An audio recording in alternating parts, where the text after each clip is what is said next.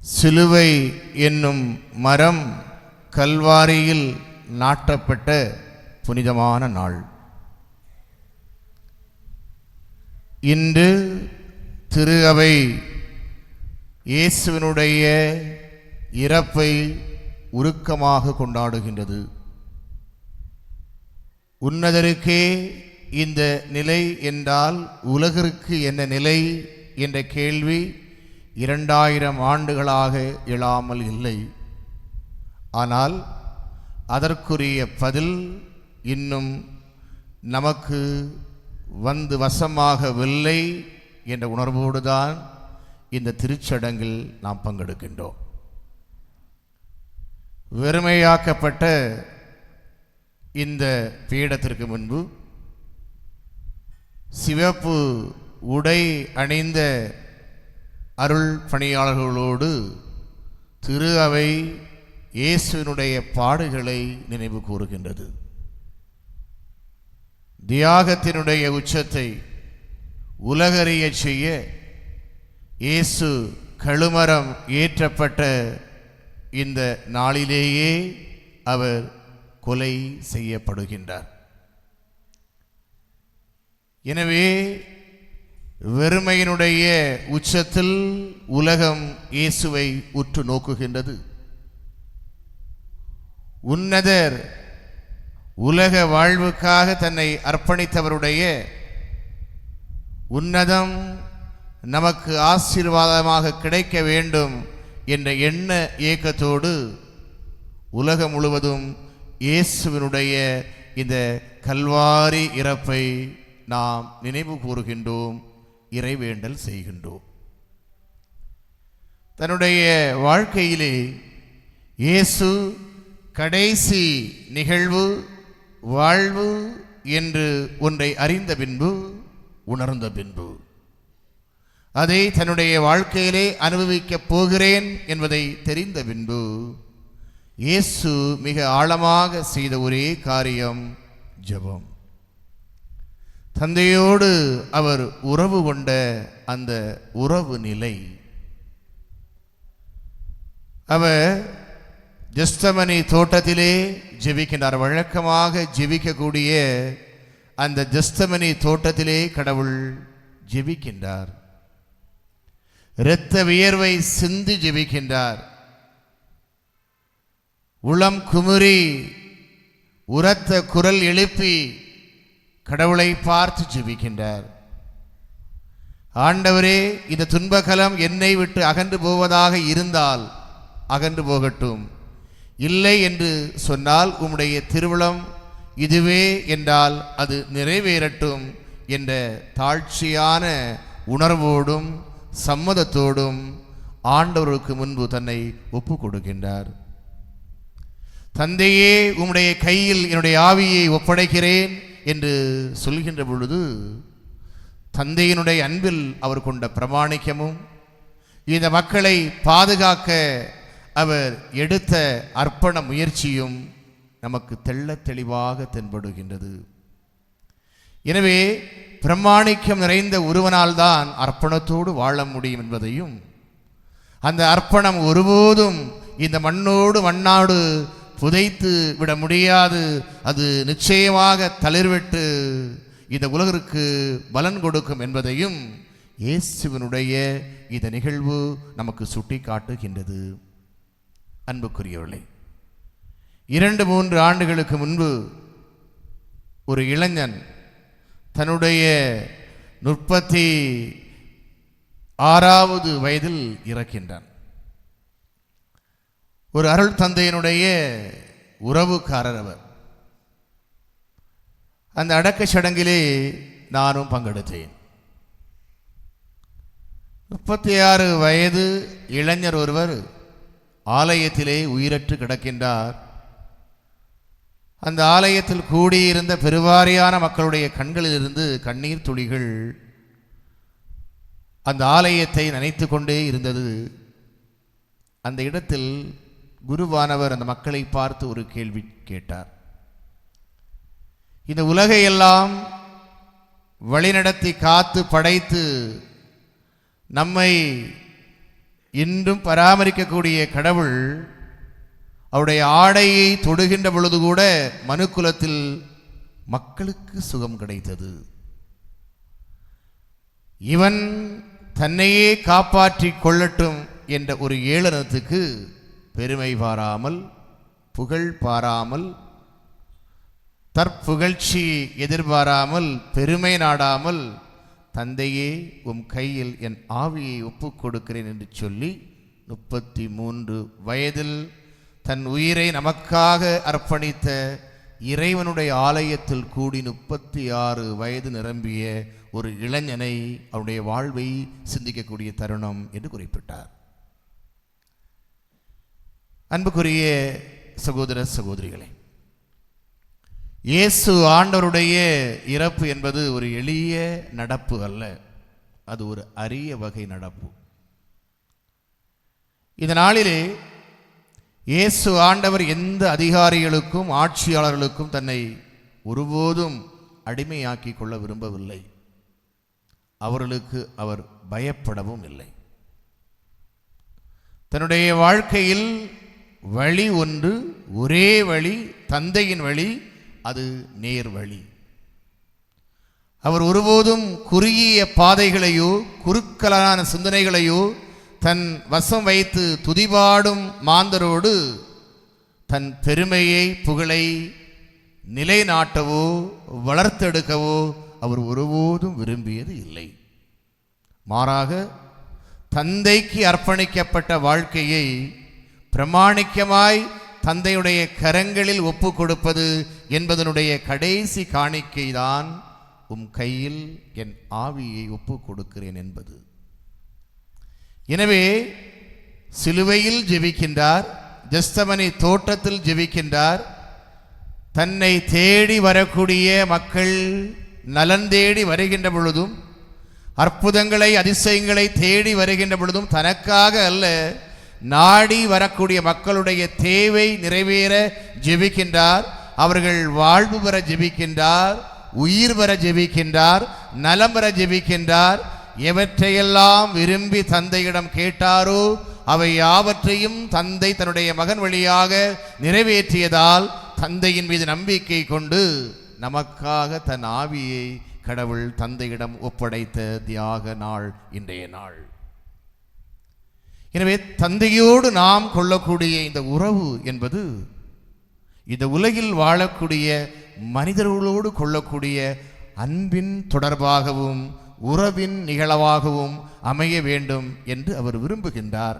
அதற்கு தடையாக இருக்கக்கூடிய யாவற்றையும் அவர் நீதியின் குரலாகவும் வாழ்வினுடைய முறையாகவும் செயல்படுத்த விரும்புகிறார். அங்கு அதிகாரமும் ஆட்சி உரிமையும் தன்னுடைய வல்லமையை காட்டுகிறது. கடவுளுக்கு முன்பு மக்களுக்காக தன் தலையை சாய்த்து கொடுக்கின்றார். பிரியமான அன்பு இறைமக்களே, இந்த நாளில் நான் பார்க்கின்ற பொழுது பிலாத்து தன்னுடைய அதிகாரத்திற்காக மக்களுக்கு முன்பு கடவுளை ஒப்பு கொடுத்து விட்டார். அதிகாரத்தினுடைய வெறித்தனம், ஈர்ப்பு என்னவென்று நமக்கு தெரிகிறது. இன்றைய நற்செய்தியிலே வாசிக்கப்பட்ட பகுதி இது. படை வீரர்கள் தனக்கு நன்மை செய்த அந்த தலைவனை ஈட்டியால் குத்தி பிரம்பால் அடித்து கற்றூணில் கட்டி வைத்து தங்களுடைய வாழ்வுக்காக தங்களுடைய உரிமைக்காக குரல் கொடுத்த உத்தமனை கொல்வதற்காக கொடும் முயற்சி எடுக்கக்கூடிய அந்த அக்கிரமான தன்மை, மூர்க்கத்தனம் அங்கு ஈடேற்றம் அடைகின்றது. எனவே அதிகாரிகளுடைய ஆட்சியாளருடைய படை வீரர்களுடைய இந்த மூர்க்கத்தனம், இவருடைய அந்த அதிகாரத்தினுடைய ஆற்றல் எளிய மக்களுடைய குரலாக ஒலித்த இயேசு அவருடைய முன்பு ஒட்டுமொத்தமாக சங்கமிக்கின்றது. இந்த மனிதனுடைய குரல் எளிய மக்களுடைய குரல். இந்த மக்களுடைய குரலாக ஒலிக்கக்கூடிய இவர் ஏழைகளுக்காக பணியாற்றுகிறார். எனவே இவன் ஒளிந்தால் நம்முடைய வாழ்வு நலம் பெறும் என்பதுதான் அவருடைய கணக்கு. பல நேரங்களில் நாம் கணக்கு பார்த்து செய்கின்றோம். இதனால் எனக்கு என்ன பலன், இதனால் எனக்கு என்ன நன்மை என்று கணக்கு பார்க்கக்கூடிய நமக்கு நாம் ஒரு பிலாத்தாகவும், ஒரு ஏதோராகவும், ஒரு படை வீரராகவும், ஒரு பரிசேயனாகவும் இருக்கிறோம் என்பதை இன்றைய வாசகங்கள் நமக்கு சுட்டி காட்டுகின்றன. பிரியமான அன்பு இறைமக்களே, நான் பணியாற்றிய ஒரு பணித்தளத்தில் ஒரு தாய் ஆலயத்திற்கு ஒழுங்காக வருவார்கள். எந்த பொறுப்பையும் அவர்கள் எதிர்பார்ப்பதில்லை. கடவுள் மீது மிகுந்த பற்றுடைய ஒரு தாய்.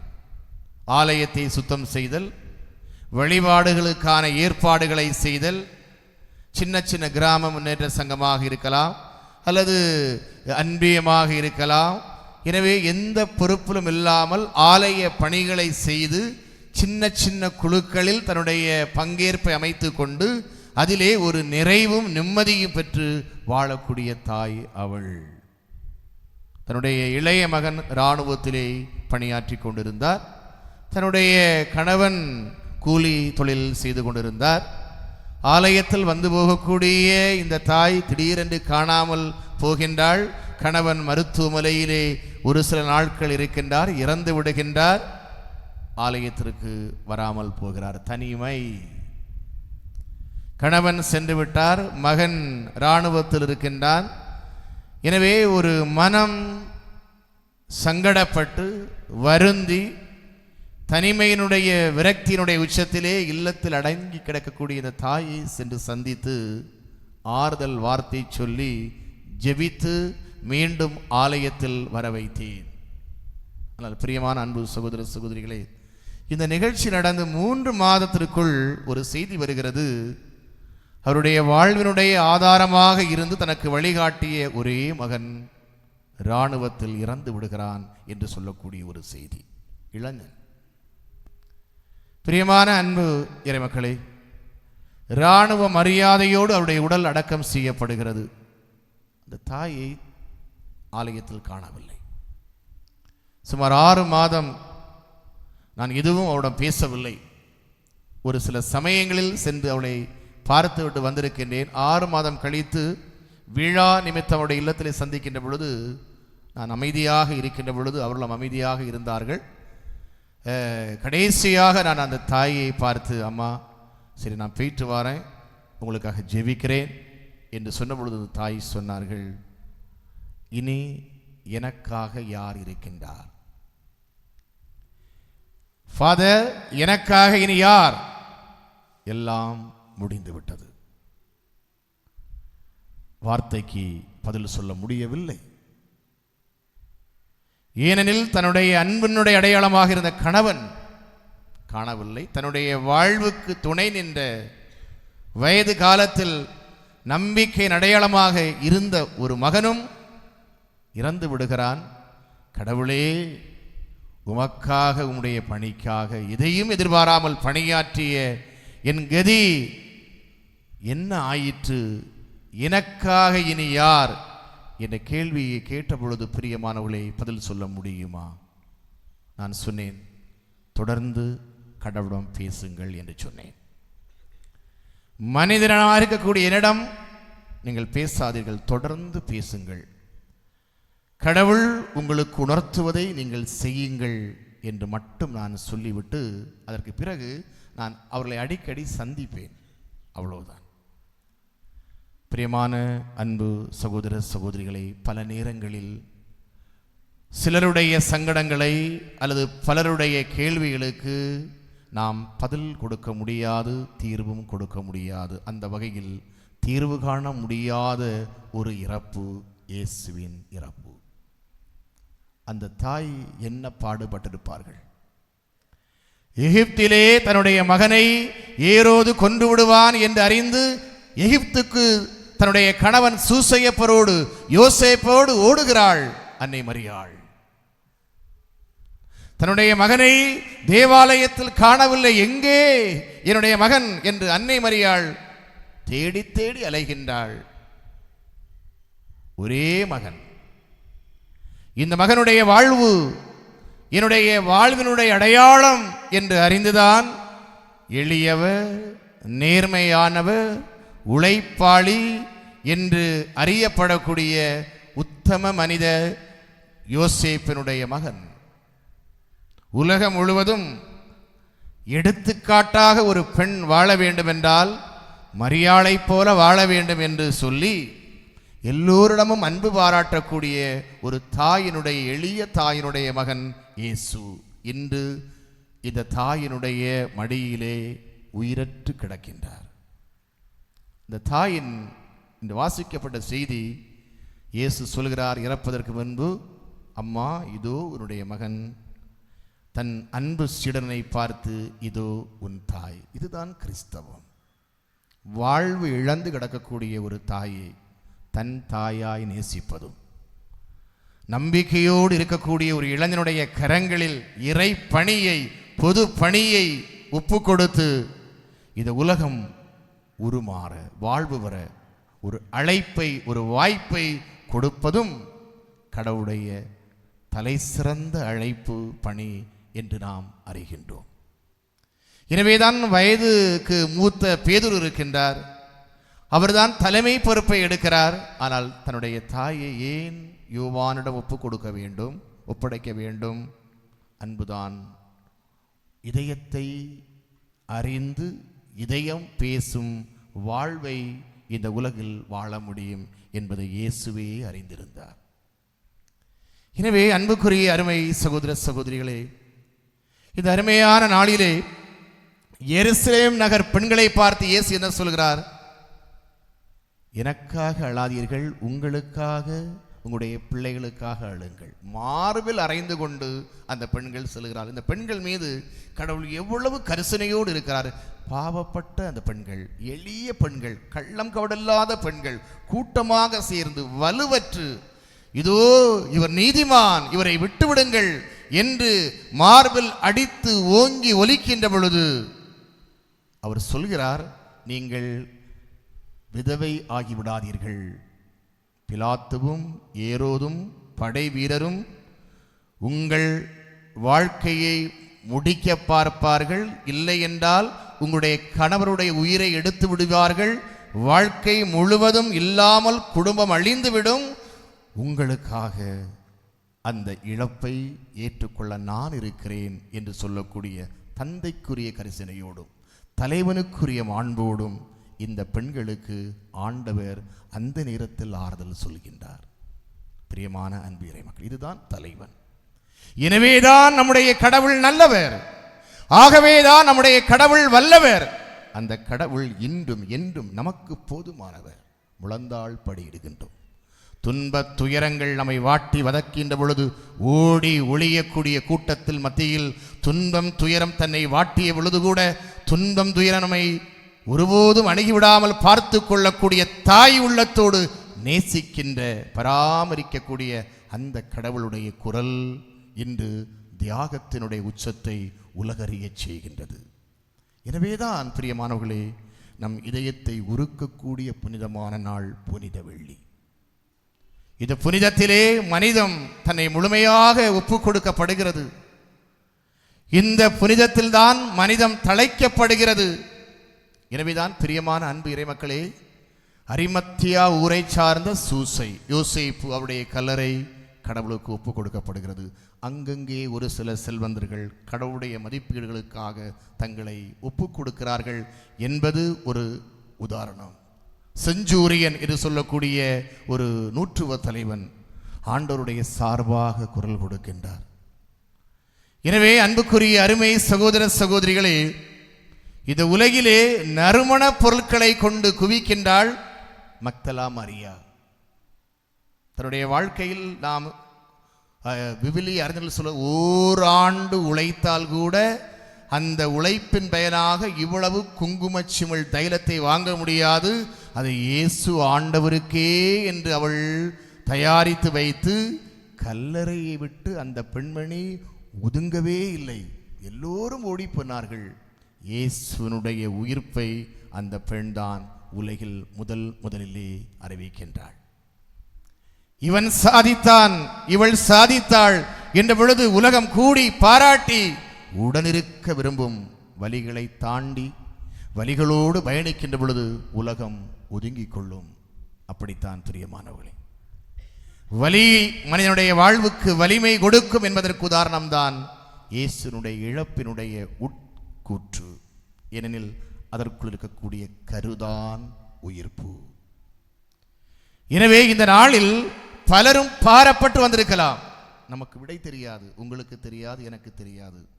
ஆனால் கடவுளுக்கு தெரியும். அவருடைய வாழ்க்கையிலே ஒரு திட்டம் ஒன்று உண்டு. என்னை பார்த்து கூட ஒரு சில இளம் பிள்ளைகள், இளைஞர்கள், கொஞ்சம் பெரியவர்கள், ஃபாதர், எத்தனை முறை நான் வாழ்க்கையை சாகடிக்க வேண்டும் என்று தீர்மானித்தேன்.